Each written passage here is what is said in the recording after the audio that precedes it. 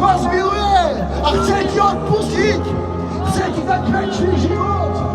Halleluja. Šále skalný peňory. Vieš, pozrám sa na vás a viem, že potrebujete Krista. Amen. Viem, že potrebujete Krista. Môžeme tu urobiť jednu vec pre všetkými. Ja mám žena, ja som Marcel. Anka, dobre Anka, chcete prijať Krista? A že budete opakovať po mne, amen?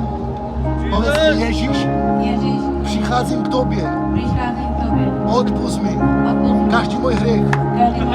Ježiš, ďakujem Ti, Ty si za mňa zomrel a tretieho dňa stál. Prijímam ťa do môjho srdca. Teraz povedz, diabol, nemáš moc. Od dnešného dňa je môjim pánom a kráľom Ježiš Kristus. A teraz povedz amen. Budem sa s teba modliť.